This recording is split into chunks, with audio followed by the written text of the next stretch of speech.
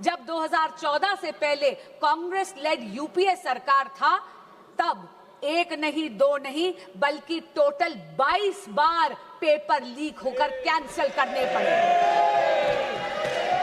उनमें से Congress lead UPA सरकार के अधिकार क्षेत्र में आने वाले 6 ऐसे एग्जामिनेशंस हैं जो सीधा केंद्र सरकार के नीचे आते थे।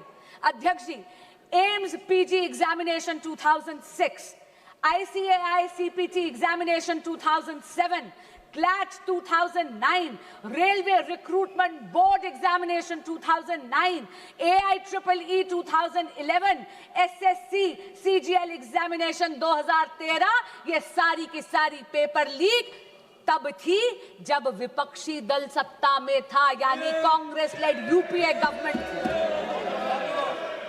अब मैं राज्यों के कुछ आंकड़े आपको देना चाहूंगी।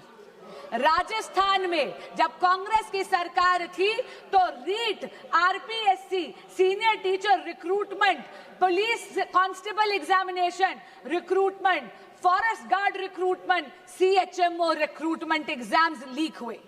टीएमसी की जब सरकार थी, पश्चिम बंगाल में टीचर रिक्रूटमेंट स्कैम में सुप्रीम कोर्ट ने 27,753 अपॉइंटमेंट्स को कैंसिल करा गया, क्योंकि उन्होंने उसमें फ्रॉड और मैनिपुलेशन पाया। यही नहीं, जब बीआरएस की सरकार थी तेलंगाना में तो टीएसपीएससी पेपर का लीक हुआ। उत्तर प्रदेश में जब सपा की सरकार थी तो police constable recruitment paper leak हुआ। तब तो सॉल्वर गैंग्स और ऑर्गेनाइज्ड एग्जाम फ्रॉड के गैंग्स वहां ऑपरेट करते थे।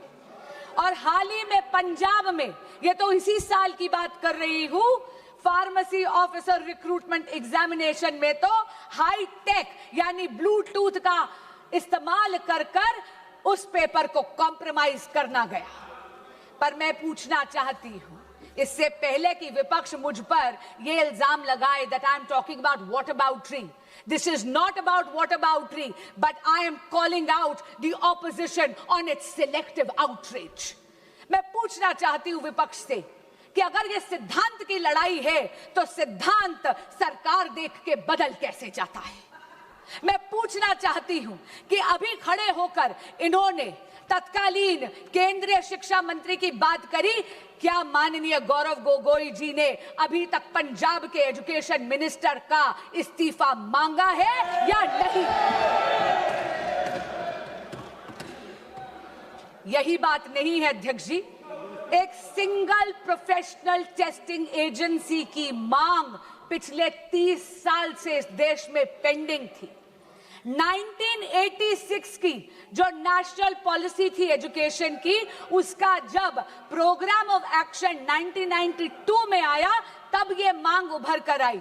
इसको आईआईटी डायरेक्टर्स कमेटी ने 2010 में रीइटरेट करा, इसे दोहराया, लेकिन ये मांग इसको अनदेखा कर दिया कांग्रेस पार्टी और यूपीए ने। क्यों? क्योंकि उनको कोई फर्क नहीं पड़ रहा था कि इस देश के युवा का भविष्य कसौटी पर नहीं उखड़ रहा था। उनको कोई फर्क नहीं पड़ रहा था कि इस देश के युवा का भविष्य उसकी बलि दी जा रही थी। ये तो नरेंद्र मोदी की सरकार आई, एनडीए की सरकार आई तो 2017 में एनटीए का गठन हुआ। अध्यक्ष जी, जहां पर कांग्रेस शासित यूपीए ने पॉलिसी वैक्यूम करा, वहीं पर अगर मैं जेनजी की भाषा को बोरो करूं, then I will have to say Modi ji clocked it and provided a legislative solution.